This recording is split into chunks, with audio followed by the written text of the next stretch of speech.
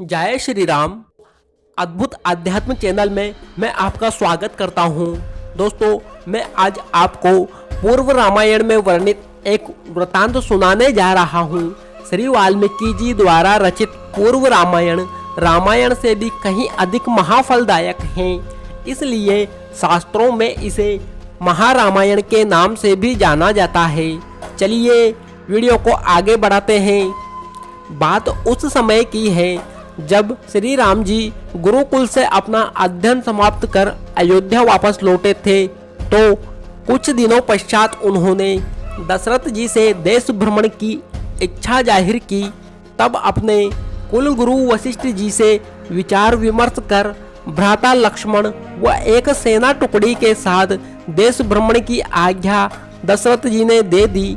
यात्रा के दौरान राम जी अनेकों गांवों, कस्बों, शहर, अनेकों धार्मिक स्थलों के दर्शन किए, अनेक रीति रिवाज, अनेकों मान्यताएं देखी। बच्चे, जवान, बूढ़े, स्वस्थ व बीमार व्यक्ति देखे। यूं इस तरह कुछ समय पश्चात देश भ्रमण कर राम जी अयोध्या वापस लौटे। परंतु राम जी का स्वभाव अब काफी बदल गया था। अब वे पहले की तरह मुस्कुराते नहीं थे। संध्या वंदन, पूजन, धर्म कार्य कभी करते कभी नहीं करते थे। बहुत बार प्रयत्न करके खाना खिलाने पर भी पर्याप्त भोजन नहीं करते थे।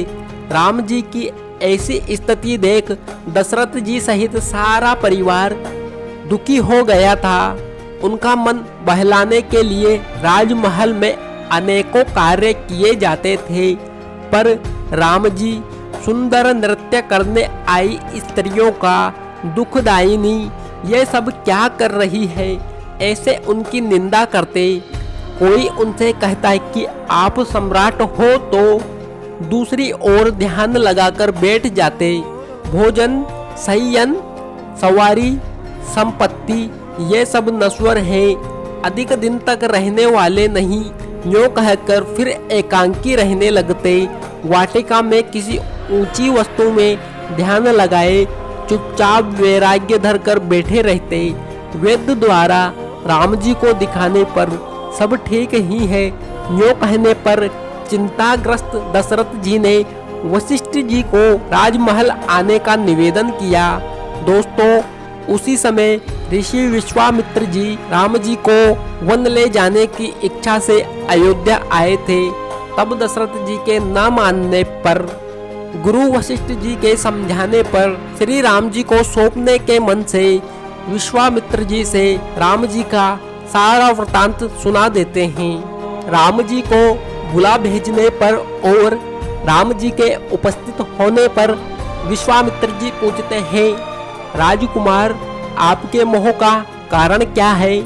कौन विषय आपको चिंता में डाले हुए है? आपके मन की यह व्यथा किस लिए हुई, कितनी है और कौन सी अभिलाषा के प्राप्त होने पर ये शांत होगी?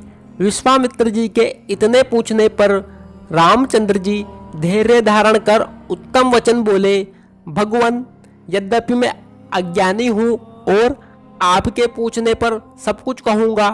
सत्पुरुषों के वचनों का कौन उल्लंघन कर सकता है? तीर्थ यात्रा के दौरान मेरा मन बड़ा उद्विग्न हो गया। मेरी ऐसी बुद्धि हुई, उस बुद्धि से मैंने विचार किया, ये संसार का प्रवाह है, यह सुख का हेतु है, इसमें कभी सुख नहीं मिल सकता। संसार में जो जीव उत्पन्न होते हैं वे मरने के लिए ही उत्पन्न होते हैं, और जो मरते हैं वे जन्म लेने के लिए ही मरते हैं।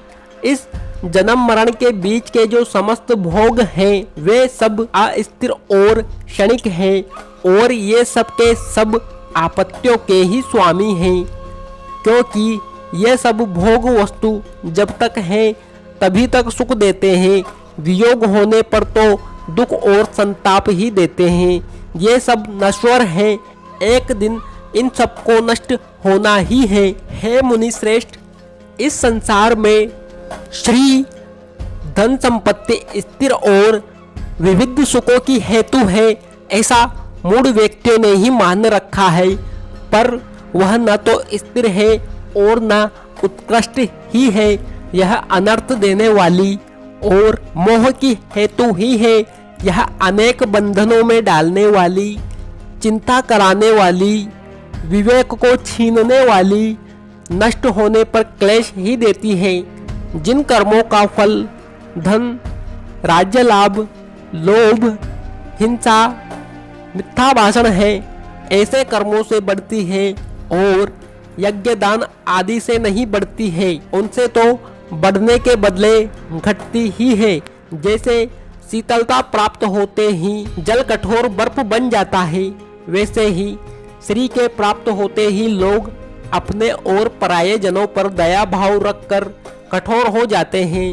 सो धन संपत्ति वैभव में हमारा मन नहीं लगता। श्री राम जी कहते हैं, जीव की आयु वृक्ष के पत्ते पर लटकी ओस की बूंद के समान अस्थिर है। जैसे उन्मत्त पुरुष अपने अति उपयोगी उपकरणों को छोड़कर चला जाता है, वैसे ही आयु भी शरीर को छोड़कर चली जाती है।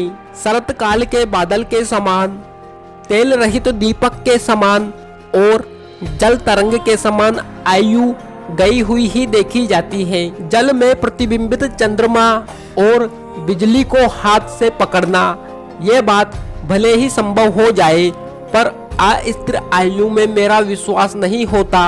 जैसे सागर में जल उत्पन्न होकर शांत होता हुआ अस्थिर है, वैसे ही इस सृष्टि में यह शरीर अत्यंत अस्थिर है। इसलिए इसमें मुझे जीवन अच्छा नहीं लगता।